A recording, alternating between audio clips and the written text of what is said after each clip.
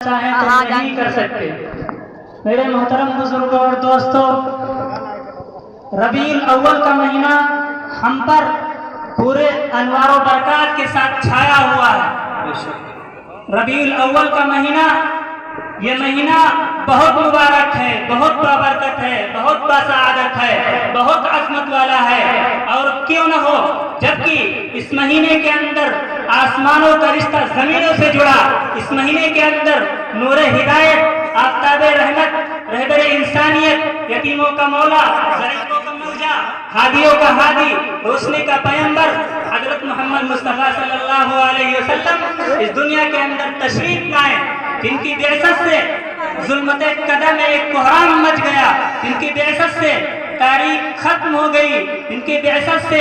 ایوان باطل کے اندر ایک لرزہ طاری ہو گیا، جن کی بعثت سے کیسر و کسریٰ کے حکومت کے پائے ڈگمگا گئے۔ اور کیوں نہ ہو، جبکہ نبی کریم صلی اللہ علیہ وسلم کی بعثت کا مقصد یہ تھا کہ آپ صلی اللہ علیہ وسلم لوگوں کی غلامی سے نکال کر اللہ رب العزت کی غلامی کی طرف لائیں، لوگوں کی بندگی اور غلامی سے نکال کر لوگوں کو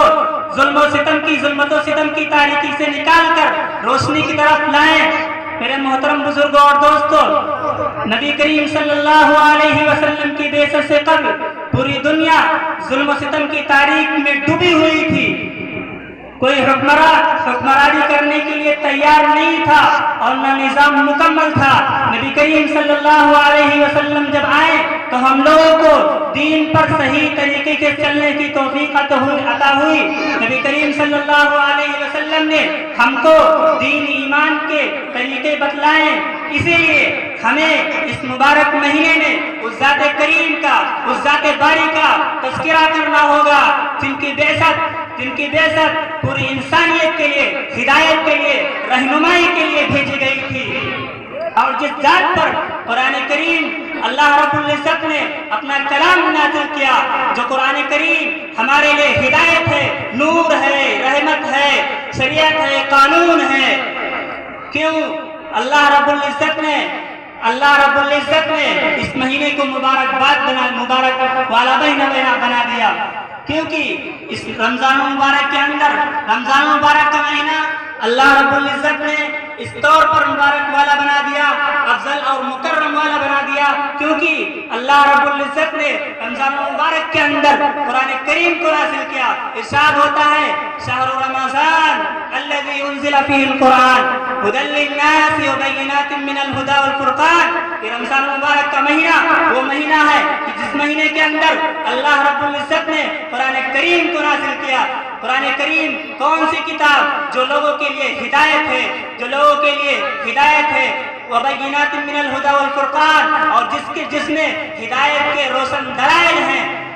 والفرقان، اور جو حق و باطل کو دو چار کی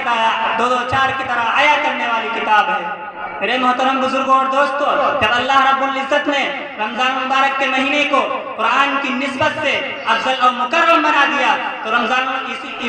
تو اسی وجہ سے اللہ رب العزت نے اس ماہ ربیع الاول کو بھی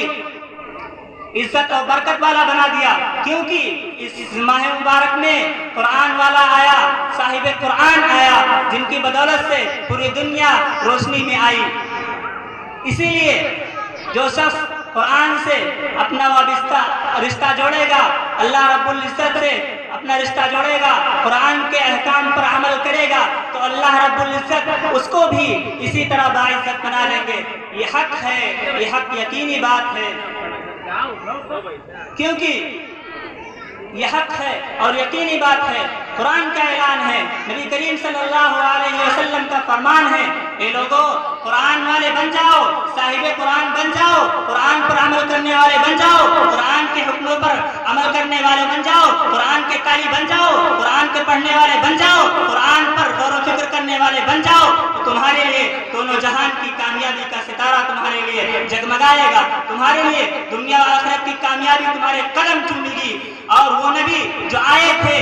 انہوں نے، نبی کریم صلی اللہ علیہ وسلم نے اپنی زبان سے اس قرآن کی تشریح کی، اپنے عمل سے اس قرآن کی تشریح کی۔ نبی کریم صلی اللہ علیہ وسلم نے اپنی